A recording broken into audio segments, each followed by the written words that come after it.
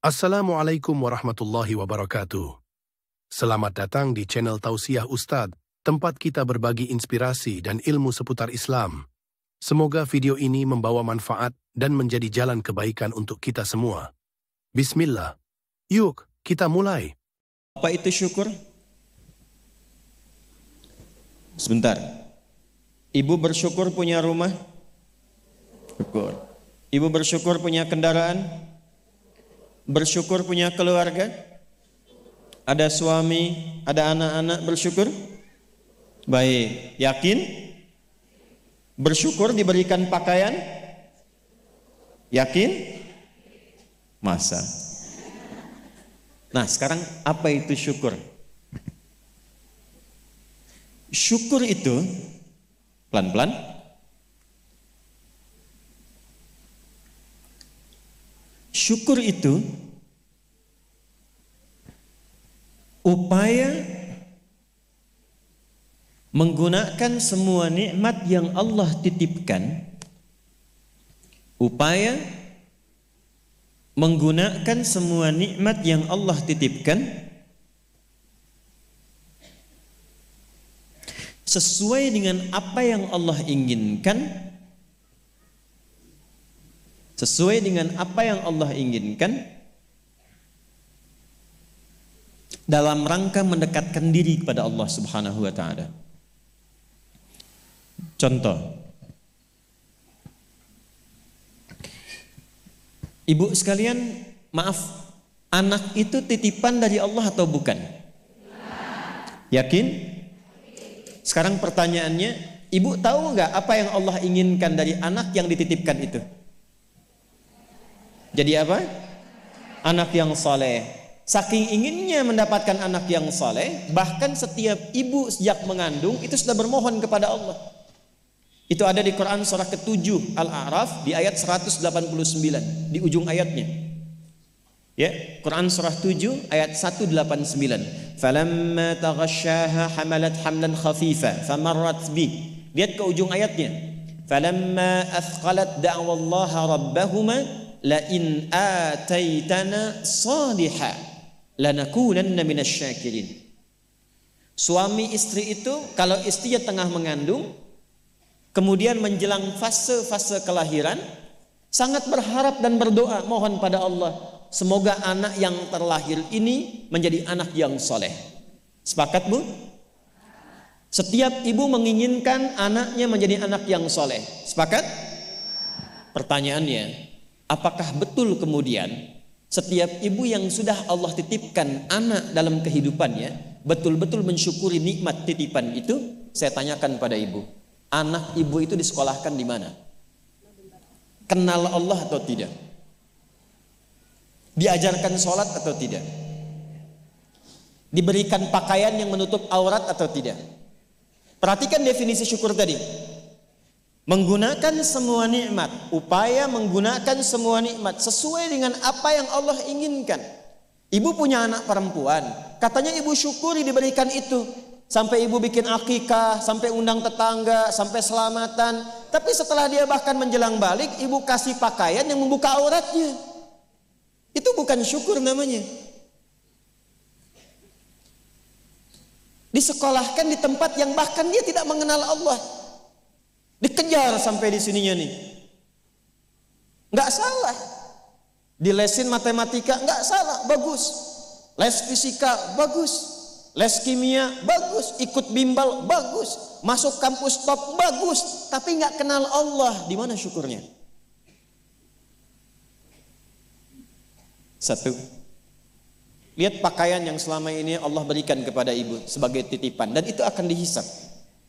Buka lemari pakaiannya. Coba cek, ada nggak satu bagian pakaian yang belum pernah dipakai untuk ibadah?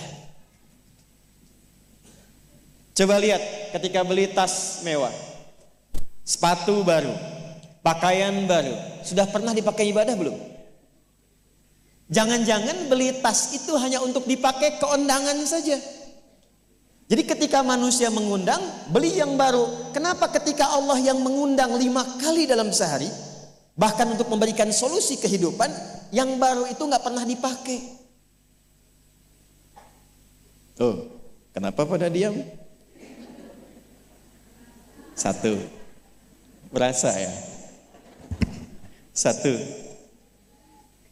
Jadi di titik ini, terkadang ada orang yang menuntut dari Allah kenyamanan hidup, ketenangan, kedamaian, tapi ketika Allah memberikan apa yang diinginkan, tidak menggunakan nikmat itu yang membuat dia damai. Tidak menggunakan titipan itu yang membuat dia tenang dalam kehidupan.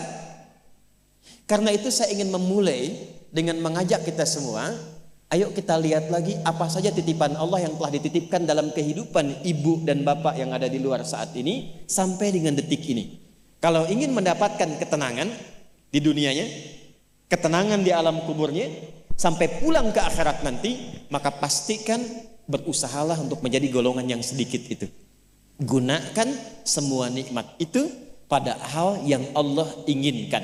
Jika itu sudah dilakukan, saya berikan rahasia. Ini antara kita saja. Coba ibu buka surat ketiga. Belakang kedengeran gak? Alhamdulillah. Belakang kedengeran? Tidak. Kok bisa jawab? Surah 3 ayat 35 sampai 37. Quran surah 3 ayat 35 sampai 37. Sudah? إذ قالت امرأة عمران رب إني نذرت لك ما في بطني محررا فتقبل مني إنك أنت السميع العليم.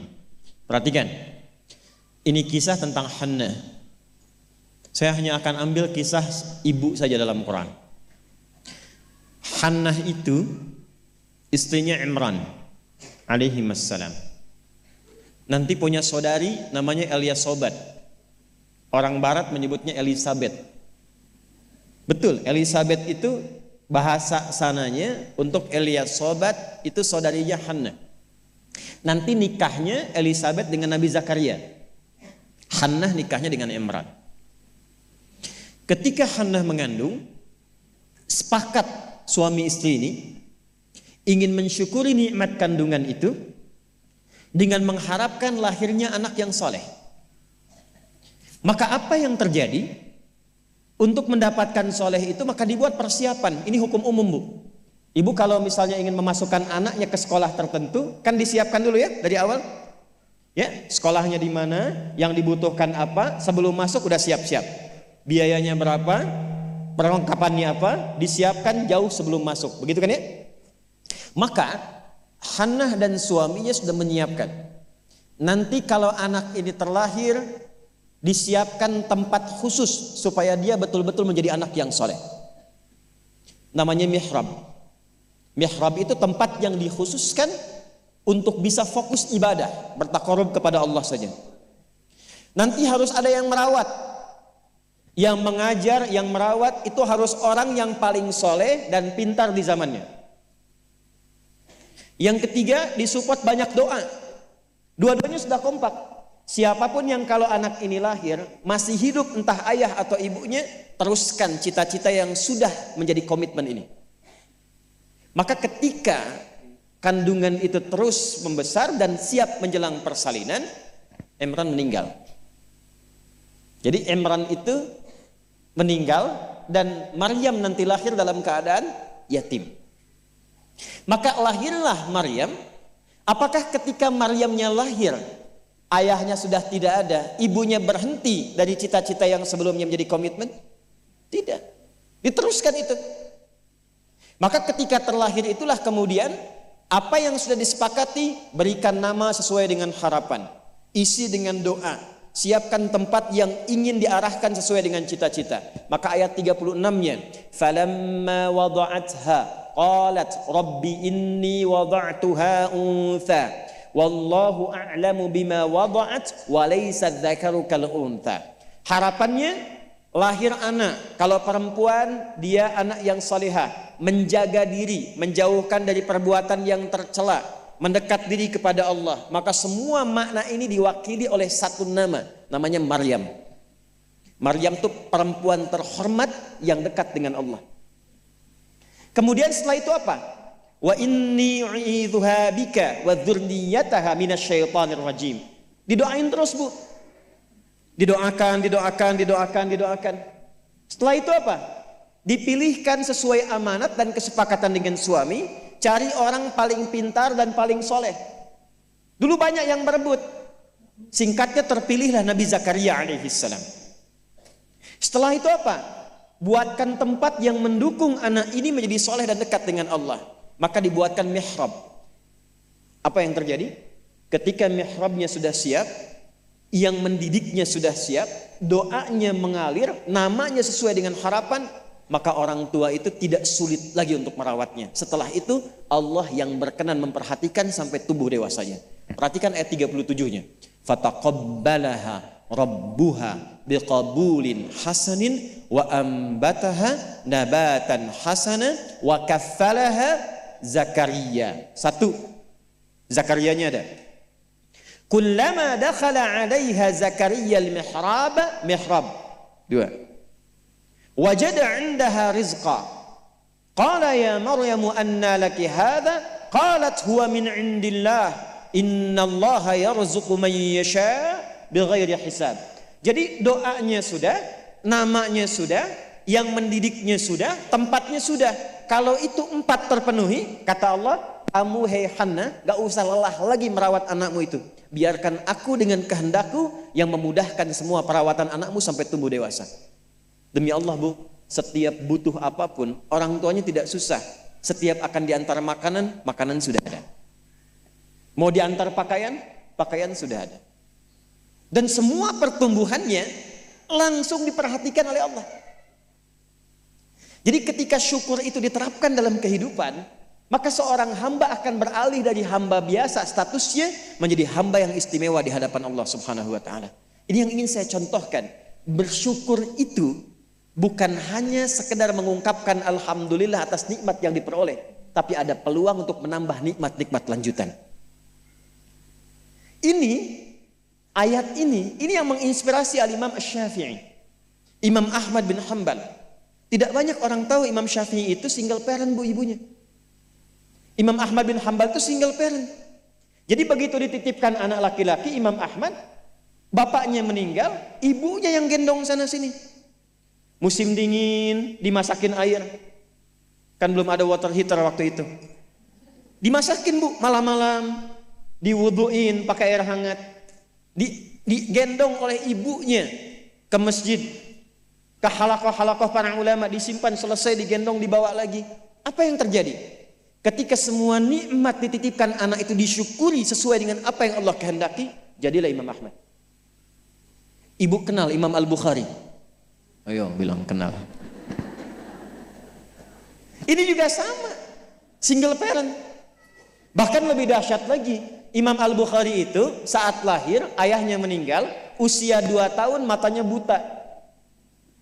Dan dokter mengatakan pada masa itu, ini buta permanen, gak akan sembuh. Apa yang menjadikan kemudian matanya sembuh sampai jadi orang paling hebat di zamannya dan melahirkan karya besar Sahih Al-Bukhari. Wa qalilun min ibadiyasy syakur. Ibunya. Jadi betul-betul mensyukuri nikmat diberikan seorang anak, dititipkan seorang anak. Jadi gak pernah lihat, Bu. Jangan lihat kata orang, ini anak si fulan, misalnya si fulana ini kurang begini. Anak si fulanah autis, anak si fulanah begini, enggak ada. Enggak ada satu anak pun terlahir yang tidak punya keistimewaan, itu tidak ada. Tanamkan pada hati yang paling dalam. Dalam kondisi apapun Allah menitipkan anak pada ibu, itu ada keistimewaan di dalamnya yang menyempurnakan kebahagiaan dalam rumah tangga. Pernah ada seorang ibu sedih karena begitu terlahir anaknya divonis lumpuh otak. Cerebral palsy, lumpuh otak. Saya katakan, hei, belum tentu itu jadi kekurangan. Boleh jadi Allah titipkan satu kelebihan di balik anak itu yang belum terbuka sekarang. Coba bacain Quran terus. Dibacakan Quran, bacain Quran. Begitu anak itu mulai bisa bicara, yang keluar Quran. Begitu dicek oleh seorang ustadz, ternyata anak itu sudah hafal Quran 30 juz. 30 juz. Dan barokah anak itu yang kemudian membawa si ibu jadi keliling-keliling. Haji, umrah, ke satu tempat yang tidak pernah dikunjungi sebelumnya. Bertemu dengan orang hebat yang tidak pernah dibayangkan sebelumnya. Ternyata lewat wasilah anak itu. Disyukur itu membahagiakan. Itulah syukur. Syukur itu dampaknya banyak, Bu. Dia nggak akan tertinggal, dunia dapat, akhirat juga diraih.